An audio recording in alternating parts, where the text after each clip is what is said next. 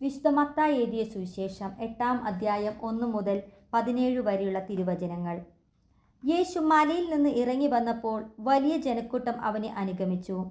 അപ്പോൾ ഒരു കുഷ്ഠരോഗി അടുത്തു വന്ന് താണു വണങ്ങി പറഞ്ഞു, കർത്താവേ, അങ്ങയ്ക്ക് മനസ്സുണ്ടെങ്കിൽ എന്നെ ശുദ്ധനാക്കാൻ കഴിയും.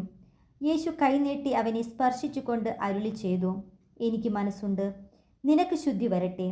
തൽക്ഷണം കുഷ്ഠമാറി അവന് ശുദ്ധി വന്നു. യേശു അവനോട് പറഞ്ഞു, നീ ഇത് ആരോടും പറയരുത്. പോയി നിന്നെ തന്നെ പുരോഹിതന് കാണിച്ചു കൊടുക്കുകയും മോശ കൽപ്പിച്ചിട്ടുള്ള കാഴ്ച ജനത്തിൻ്റെ സാക്ഷ്യത്തിനായി സമർപ്പിക്കുകയും ചെയ്യുക. യേശു കഫർനാമിൽ പ്രവേശിച്ചപ്പോൾ ഒരു ശതാധിപൻ അവൻ്റെ അടുക്കൽ വന്ന് യാചിച്ചു, കർത്താവേ, എൻ്റെ ഭൃത്യൻ തളർവാദം പിടിപെട്ട് കഠിനവേദന അനുഭവിച്ച് വീട്ടിൽ കിടക്കുന്നു. യേശു അവനോട് പറഞ്ഞു, ഞാൻ വന്ന് അവനെ സുഖപ്പെടുത്താം. അപ്പോൾ ശതാധിപൻ പ്രതിവചിച്ചു, കർത്താവേ, നീ എൻ്റെ ഭവനത്തിൽ പ്രവേശിക്കാൻ ഞാൻ യോഗ്യനല്ല. നീ ഒരു വാക്ക് ഉച്ചരിച്ചാൽ മാത്രം മതി, എൻ്റെ ഭൃത്യൻ സുഖപ്പെടും. ഞാനും അധികാരത്തിന് കീഴ്പ്പെട്ടവനാണ്. എൻ്റെ കീഴിലും പടയാളികളുണ്ട്. ഒരുവനോട് പോകുക എന്ന് പറയുമ്പോൾ അവൻ പോകുന്നു, അപരനോട് വരുക എന്ന് പറയുമ്പോൾ അവൻ വരുന്നു. എൻ്റെ ദാസനോട് ഇത് ചെയ്യുക എന്ന് പറയുമ്പോൾ അവൻ അത് ചെയ്യുന്നു. യേശു ഇത് കേട്ട് ആശ്ചര്യപ്പെട്ട് തന്നെ അനുഗമിച്ചിരുന്നവരോട് പറഞ്ഞു, സത്യമായി ഞാൻ നിങ്ങളോട് പറയുന്നു, ഇതുപോലുള്ള വിശ്വാസം ഇസ്രായേലിൽ ഒരുവനിൽ പോലും ഞാൻ കണ്ടിട്ടില്ല.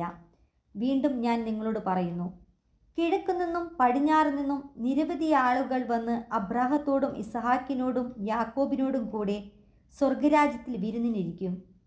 രാജ്യത്തിൻ്റെ മക്കളാകട്ടെ പുറത്തുള്ള അന്ധകാരത്തിലേക്ക് എറിയപ്പെടും. അവിടെ വിലാപവും പല്ലുകടിയുമായിരിക്കും. യേശു ശതാധിപനോട് പറഞ്ഞു, പൊയ്ക്കൊള്ളുക, നീ വിശ്വസിച്ചതുപോലെ നിനക്ക് ഭവിക്കട്ടെ. ആ സമയത്തു തന്നെ ഭൃത്യൻ സുഖം പ്രാപിച്ചു. യേശു പത്രോസിൻ്റെ വീട്ടിലെത്തിയപ്പോൾ അവൻ്റെ അമ്മായിയമ്മ പനി പിടിച്ച് കിടക്കുന്നത് കണ്ടു. അവൻ അവളുടെ കയ്യിൽ സ്പർശിച്ചു. പനി അവളെ വിട്ടുമാറി.